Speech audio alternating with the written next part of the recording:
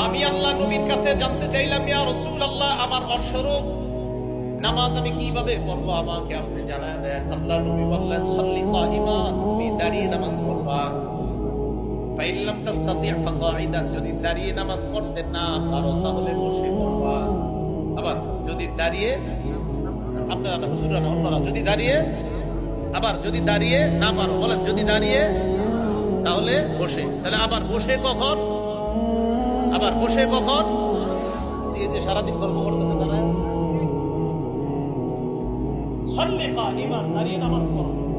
Fine লাম তাস্তাতি' ফাকাইদান, দাঁড়িয়ে না পারলে বসে। ফাইন লাম তাস্তাতি' কাইদান, যদি বসে না পারো ফাআলা জামবিন, শুয়ে শুয়ে।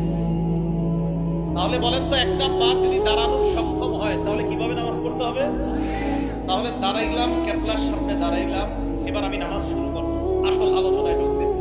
আমি আরিফ বিন হামিদ কিভাবে নামাজ পড়ি এটাই কই আপনি। এবার আমি নামাজে দাঁড়াবো, দাঁড়ানোর পর আল্লাহু আকবার বলবো আমি, এটা বলে তাকবীর বলবো আমি। এখন কথা হলো, আল্লাহু আকবার যে বলবো এটার দলিল আছে কোথায়? হ্যাঁ, এই যে আমি আল্লাহু আকবার বলবো, সূরা